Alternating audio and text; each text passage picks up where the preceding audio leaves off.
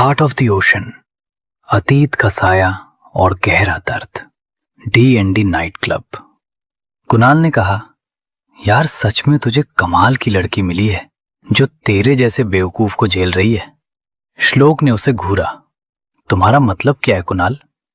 बोला, यार लड़कियों को सरप्राइज बहुत पसंद होते हैं और वे हमेशा अपने पार्टनर से कुछ नए की उम्मीद करती हैं। लक्ष्य ने आह भरी। मेरी प्रिंसेस को इन चीजों की नॉलेज नहीं है। वो काफी समय तक दुनिया से अलग रही है। तभी कुणाल के दिमाग में एक ख्याल आया और उसने आंखें बड़ी कर श्लोक को देखा। 1 मिनट, मतलब तेरी वो प्रॉब्लम सॉल्व हो गई है? लक्ष्य ने उसके सिर पर थपकी दी। पागल, तुझे क्या लगता है आकांक्षा से शादी कैसे हुई? उसी के कारण श्लोक ठीक हुआ है? कुणाल ने हैरानी से पूछा। क्या श्लोक ने उसके साथ फिजिकल रिलेशन बनाए? लक्ष्य और श्लोक दोनों ने उसे बुरी तरह घूरा। श्लोक ने एक शब्द में जवाब दिया, नहीं, वो अभी तैयार नहीं है और मैं उसे फोर्स नहीं करने वाला। दरअसल श्लोक की उस रात वाली प्रॉब्लम के बारे में सिर्फ देव, लक्ष्य और कुणाल ही जानते थे। श्लोक कुछ और कहता उससे पहले ही उसका फोन बजा। नाम देखते ही उसकी त्योरियां चढ़ गईं। फोन पर कुछ सुनते ही श्लोक का चेहरा भयानक हो गया। वो तेजी से बाहर निकला। लक्ष्य और कुणाल भी उसके पीछे भागे।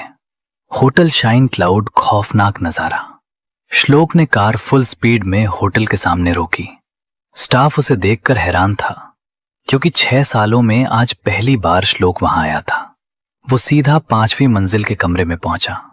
अंदर का नजारा देख उसकी आंखें गुस्से और आंसुओं से लाल हो गईं। आकांक्षा बेड पर बंधी हुई थी। उसके शरीर पर खरोंचों के निशान थे। जैसे ही श्लोक पास पड़ा, आकांक्षा डर के मारे चिल्लाने लगी और पैर मारने लगी। वो गहरी ट्रॉमा में थी। विक्की वहां खड़ा था। उसके पीछे प्रिया, विद्या और भक्ति भी थे। श्लोक ने आकांक्षा के हाथ खोले और उसे कंबल से ढक दिया। श्लोक बाहर आया और ठंडी आवाज में पूछा, बोलो। विक्की ने बताया कि कैसे रोजी ने डर कर सब सच उगल दिया। जब विक्की मास्टर चाबी लेकर कमरे में घुसा तो वहां 5 लड़के आकांक्षा को टॉर्चर कर रहे थे। एक लड़का उसके बाल पकड़कर उसे मार रहा था और उसकी ड्रेस पाड़ने की कोशिश कर रहा था। विक्की ने अपनी बेल्ट निकाली और उन सबको बेरहमी से तब तक पीटा जब तक वे बेहोश नहीं हो गए। आकांक्षा का दुख स्वप्न। थोड़ी देर बाद कमरे से आकांक्षा के चीखने की आवाज आई।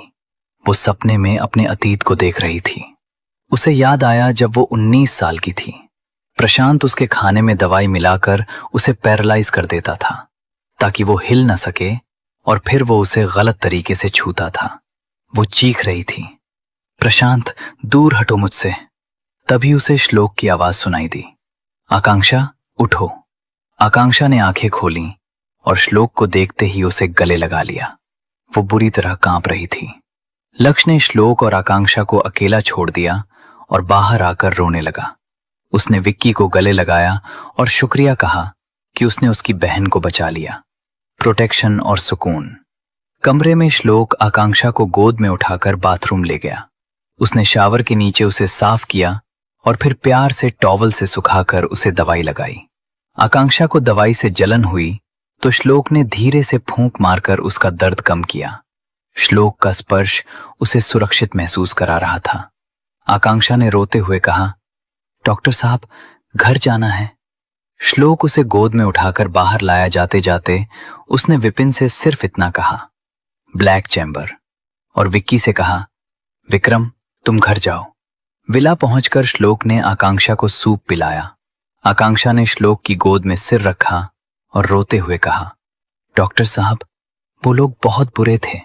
उन्होंने मुझे टच किया, मुझे मारा, मेरे बाल खींचे, बहुत दर्द हुआ। कहते कहते वो सो गई। श्लोक के दिल में उसकी हर बात तीर की तरह चुभ रही थी। आगे की कहानी जानने के लिए सुनते रहिए हार्ट ऑफ द ओशन।